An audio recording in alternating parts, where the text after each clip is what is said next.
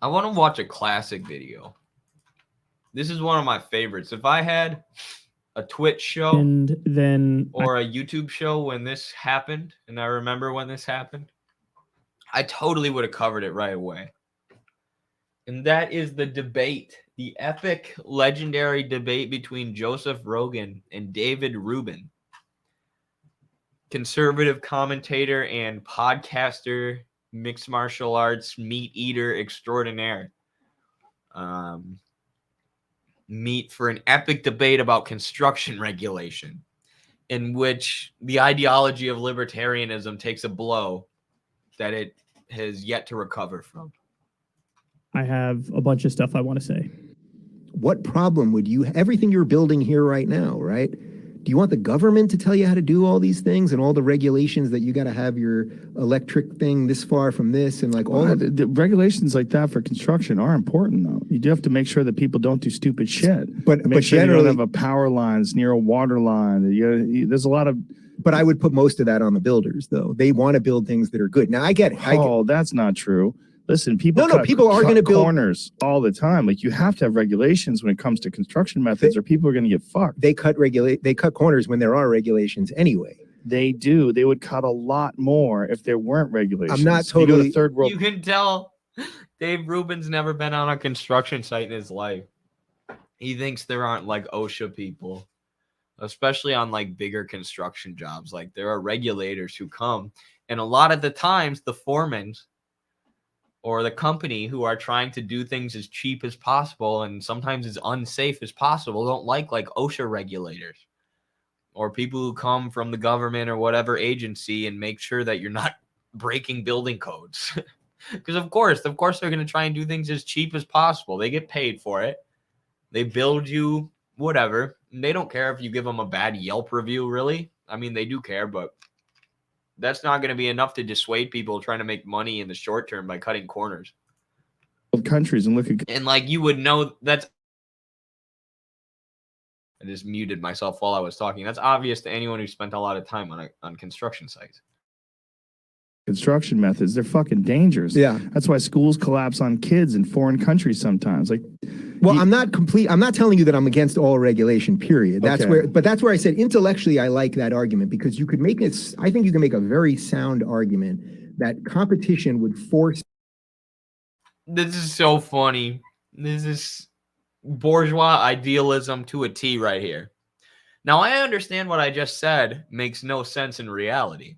But I think you could make a really sound argument. You know, I really like this idea that, like, okay, sure, the idea might sound nice in your head, right? It might sound like a good argument that, yeah, people have iPhones, so they'll just, you know, anytime someone else is doing something bad, they'll film it, and that'll stop anyone from ever doing anything bad. That might sound nice, but that doesn't mean it's true. It's just not how it works in reality. In reality, if you allow a system based on private property where companies are just trying to make as much profit off a building as possible, they're going to cut corners. So why it's a much more realistic solution to manage production collectively. People to do better work. Like if you're a plumber, you have a vested interest in doing the best plumbing job you can so that people will rate you on Yelp so that you will get more work. You don't have a vested interest in cutting corners. Now you might, right? You're going to push it as much as you can. Delete the government and replace it with Yelp. Libertarianism 2023. And to save as much time and energy. Actually, this was like 2021. And money as you can, but once you go over that edge, yeah, you don't want to be known as the guy that you tighten something too much so that you flooded the house, or when you're building a house. You're thinking logically though. When people fuck things up and short things and do things terrible, they're not thinking logically. But I don't think it's the government. A lot of times they are though. They're just thinking. Well, it can be attributed to laziness, but a lot of times construction companies try and cut corners. I mean, not just construction companies, companies in general. Any company that produces commodities tries to cut corners to make it as cheap as possible. Right? Because the less they have to pay for the production of their commodity, the higher their margins are going to be. Right? The more money they're going to make, the more surplus they're going to make from the sale of that commodity. So, of course, they're going to cut corners and, you know, try and pay as little for labor and as little for their capital, fixed and circulating capital, as they possibly can. And I don't think it's the government that they're like, the government gave me this regulation, so that's why I'm going to do it right. Well, if You know they what I didn't mean? have any regulations, there'd be no incentive whatsoever to do it right. No, there If they would knew be an that- incentive. If they knew there were no inspectors, no one was going to check their stuff and make sure that their stuff was up to code. Listen, man, I was in construction my whole life. My dad was an architect. Yeah. I've been in construction. This is my favorite part. Joe's getting so annoyed. He's like, dude, you clearly you're just talking nonsense. You've never been on a construction site. My dad worked construction. You're talking about how we don't need inspectors and regulators, and how the inspectors who come oversee the construction site can write you a ticket or get you in huge trouble or shut you down if you're not following regulations. How those people don't have any influence, or they don't have any purpose, or they don't have any function. You're saying that people wouldn't cut corners. You're just saying all these things that are objectively not true if you've been on a construction site. And Joe Rogan clearly has, because of his upbringing, like he said. You could tell he's just getting so annoyed that Dave Rubin won't even listen to him. Because capitalist bourgeois ideologues, and this is what I wrote in my article about neoclassical economics and capitalist ideologues, they work backwards from the conclusion that the market is best, that the market does everything correctly. So if objective reality proves their conclusion wrong, if it proves their hypothesis wrong, they just explain around it or they ignore it. It'll be like, okay, maybe I like some regulations, but ultimately Yelp will regulate everything mostly. It's like, no, just no, dude. But he has to elevate the market above all else and pretend it's really like a religious worldview is what it is. And I think Dave Rubin's religious, isn't he? It's a dogmatic religious worldview, and where the market just determines everything best. And even if objective reality shows that that's not true, it's still true. Construction since I was a little kid. You fucking need regulations. Can you write a bad review after the ceiling falls on you? Exactly. These guys, a lot of people that are in construction, they'll do whatever the fuck they can to make money, and it's not good for the people that have the house, because they might have that house for 5-10 years before that problem manifests itself. The people who are establishing these, yeah, Dave Rubin, it's interesting to hear him now talk on the same stage as Jordan Peterson, because I think Jordan's pretty silly too, really, really silly, and an intellectual fraud, but he's obviously more intelligent than Dave Rubin. Dave Rubin's just like, if you have an iPhone in your pocket, you cannot be oppressed, because iPhones are cool. Technology is cool. So even if you're broke, or even if you're in a dungeon or a sand mine, as long as you have an iPhone, you cannot be exploited. Saying stuff like that is like, this guy is a goof, but he got his start on the early internet just being the guy who's like, hey, I'm a conservative and I'm gay. Right. And this was at a time when a lot of conservatives were no longer being bigoted about the gay issue. A lot of them were starting to change their mind because they knew gay people in real life or whatever. And Dave Rubin was able to get really popular off that, but he's still grifting around. And he embarrasses himself a lot.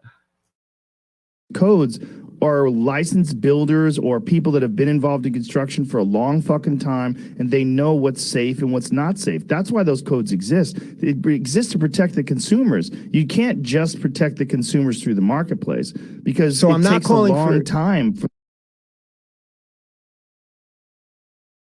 They exist to protect the workers too, like OSHA safety violations, right? And he's attacking Dave's whole belief system here. He's attacking the whole dogma of neoclassical economics, of let the market decide, laissez-faire economics, just with this one issue, by going into the facts, by going into the concrete, by actually looking at the workplace, by actually really doing a class analysis. Rogan's able to not a thorough class analysis, but by looking at the reality, the material facts of the situation, he's able to poke holes in the entire libertarian bourgeois ideology. For these problems to become a real issue, and these problems could potentially damage everybody in the neighborhood. It's not just going to affect the person on this one lot. Like if a fire starts, it burns all the houses in the neighborhood, or if a flood happens and it floods everyone downhill, it's a real problem. That's right. I was kind of wrong about Dave Rubin. he started on the Young Turks and then said, I'm becoming a Republican because the left has gone crazy. Like, he is such a grifter. I always talk about this, how I realized once I started doing more YouTube and TikTok, like how strong the incentive to grift actually is. Like how strong the incentive is for me to just trash Tucker Carlson and just say, you know, whatever everybody's thinking about Tucker Carlson, some meaningless, you know, Tucker Carlson sucked.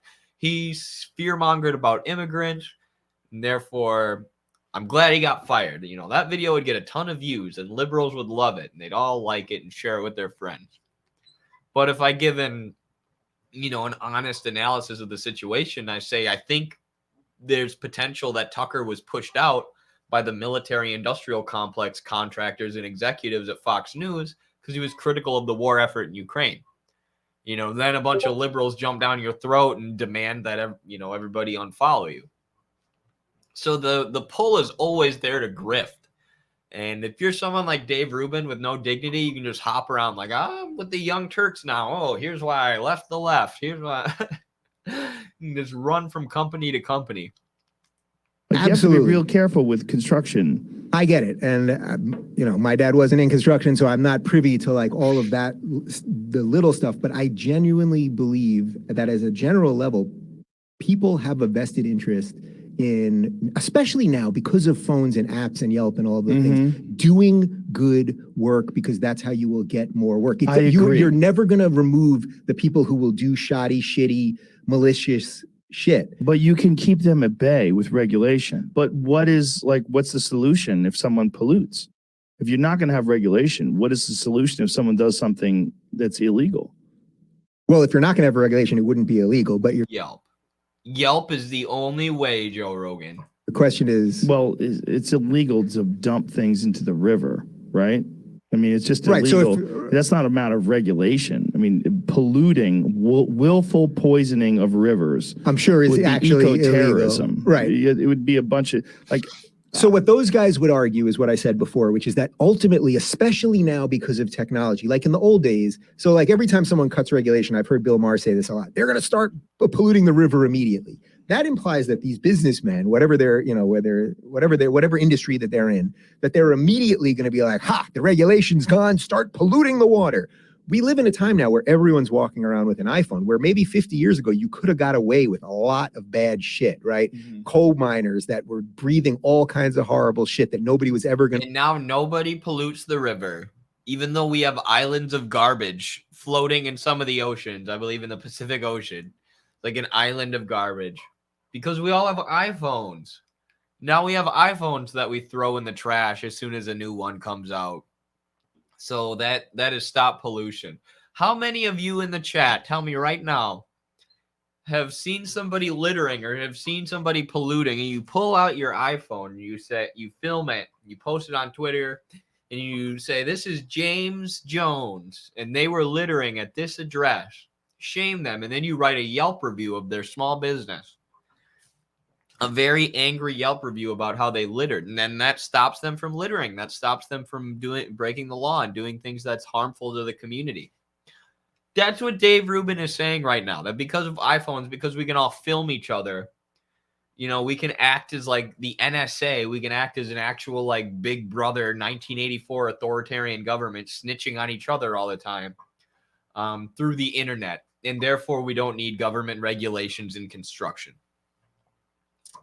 And as Socialist Girl said, it is just idealism. That's all this is. It's the dogmatic faith in the market. The market is best. Neoliberalism is best. And don't show me anywhere where the market doesn't work best in reality, because I'll just deny it. Working backward from your conclusion. Going to find out about, where now everybody is walking around with Snapchat and Instagram and blah, blah, blah. So a lot of the stuff. See, and that is socialism, Puerto Rican vegan music socialist. Once we all write enough Yelp reviews about microplastics and climate change, that's socialism. So Dave Rubin's actually arguing for socialism here. Little known fact. That's what Marx saw socialism as. That really stopped the cops too. Thank goodness for the cameras. Right, yeah. Now, because everybody has cell phones and iPhone cameras, the cops don't shoot anybody or hurt anyone, right? Would be exposed more so that That was sarcasm, by the way. all of the things that we've been talking about for the last couple hours about people getting involved, a lot of the things I think would start self-regulating. But again, and then I won't say it again, I'm not for just deregulating everything. I just think there's probably better ways to do it than just having the government. And this is the other thing. They think that taking away the government would magically make everything work better. Like everything in capitalism would all of a sudden start working. There wouldn't be crises anymore, right? There wouldn't be crashes every few years. Even though, you know, government bailouts and the Fed and things like that and regulation are intended to stop the economy from crashing all the time and stimulus that government pump into corporations. These libertarians are like, you know, if you take all the government regulations away and all the building inspectors away from the government, then all of a sudden people with their iPhones would just do that job. Like, no, why? Why would that start happening? Why would people all of a sudden have time in their day to film construction sites to make sure that people aren't cutting corners? The hell are you talking about?